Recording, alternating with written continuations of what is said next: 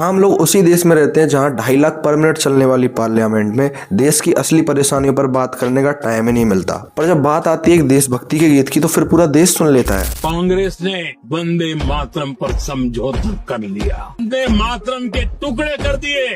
पहले ही क्लियर कर देता हूँ, no hate to Vande Mataram या फिर कोई भी देशभक्ति गीत, पर बात यहाँ पे देशभक्ति गीत का नहीं, बात यहाँ पे गाने का भी नहीं है, बात यहाँ पे प्रायोरिटी का। क्या सिर्फ विश्वगुरु बोलने से और देशभक्ति गीत गाने से ही देश महान बन जाता है, या फिर देश महान बनता है रियल इशूज पर बात करने से, बेरोजगारी पर बात करने से, ये जो पेड़ कट रहे हैं इन पेड़ों को कटने से रोकने से, या फिर ये जो पॉल्यूशन इतना हो रहा है उसे कम करने से? एक बार एक चीज सोच कर देखो, 2.5 लाख पर मिनट चलने वाली पार्लियामेंट में दिल्ली में जो ब्लास्ट हुआ उस पर बात नहीं, दिल्ली में जो पॉल्यूशन हो रहा है उस पर बात नहीं, ये जो इतने सारे पेड़ हर साल कट रहे हैं इन पर बात नहीं, बेरोजगारी पर बात नहीं, पर बात किस चीज पर हो रही है? सिर्फ एक गीत पर। 10 घंटे चलने वाली पार्लियामेंट का हिसाब लगाओ तो लगभग 15 करोड़ रुपए खर्च हो गए उस पार्लियामेंट में, और पूरी डिबेट किस चीज पर हुई? एक गीत पर। वाह मोदी जी, वाह वाह वाह। और ये पूरा का पूरा पैसा आता कहाँ से है? तुम्हारे टैक्स से और मेरे टैक्स से।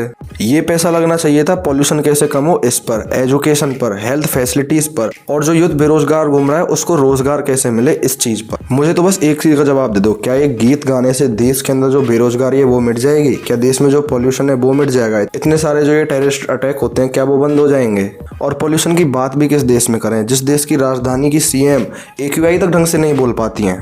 IQ जो हमारा AIQ है उसको हम AQI, दिल्ली में AQI 700 के पार जा रहा है, और वो भी तब जब AQI मॉनिटरिंग सेंटर्स के पास में पानी का छिड़काव किया जा रहा है। असल आंकड़े तो पता नहीं जाने कितने हैं। इतनी बड़ी प्रॉब्लम को छोटी बात बता दिया जाता है, क्योंकि जब समझ ही नहीं है तो फिर सीरियसनेस कहाँ से आएगी? AQI एक ऐसा आपका टेम्परेचर है आपको जो किसी भी इंस्ट्रूमेंट से पता चलता है।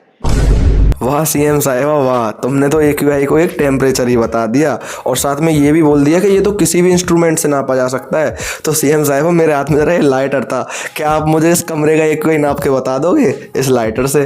पर रुको रुको रुको, ये थोड़ा छोटा इंस्ट्रूमेंट हो सकता है, शायद इससे AQI ना नाप पाओ तो थोड़ा बड़ा इंस्ट्रूमेंट लेके आ जाता हूँ इसकी जगह, और वो भी जादू से, क्योंकि जादू करने की आदत तो आपको वैसे भी है। इतने ज़्यादा AQI को आप कम AQI जो दिखा देते हो, तो चलो फिर जादू से इसकी जगह एक बड़ा इंस्ट्रूमेंट लेके आता हूँ। अरे सीएम साहब ये लो गिटार, आ गया बड़ा इंस्ट्रूमेंट। अब जरा इससे AQI नाप के बता दोगे आप इस कमरे का? अच्छा गिटार AQI बता रहा है क्या? ओ भाई ये तो सही में बोलने लगा यार, ओ भाई बोलने लग गया ये तो। बोलने लगे।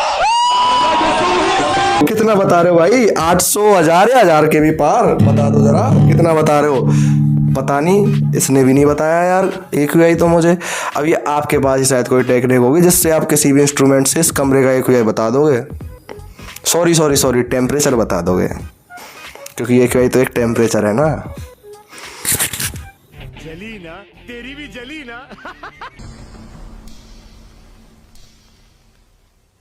और हाँ, इसमें दोस्त सिर्फ एक पार्टी का नहीं है। अगर मकसद सिर्फ सत्ता में रहना हो और अपनी जेब भरना हो तो फिर बेरोजगारी हो या फिर पॉल्यूशन, किसी को कुछ फर्क नहीं पड़ता।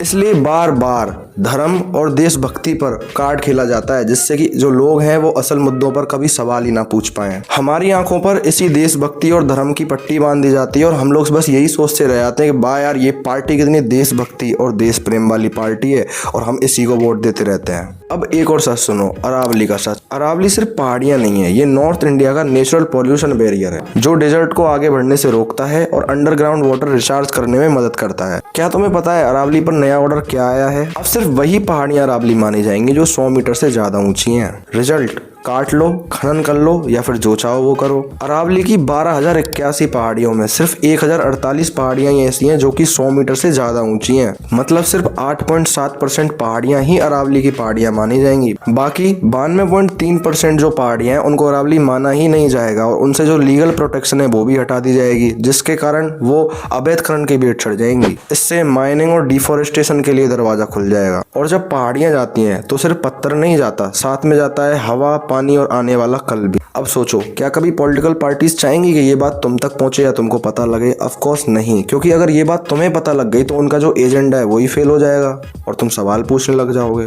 अब भी टाइम है, आंखें खोलो, सवाल पूछो और अपने पर्यावरण को बचाओ, वरना आज जो हाल दिल्ली का है वो कल पूरे भारत का होगा और तब तुम सवाल भी नहीं पूछ पाओगे।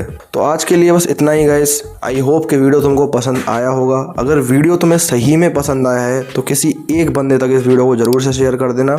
और अगर ऐसी ही वीडियोस रेगुलरली देखना चाहते हो तो चैनल को सब्सक्राइब जरूर से कर देना। वीडियो पसंद आए तो वीडियो को लाइक कर देना।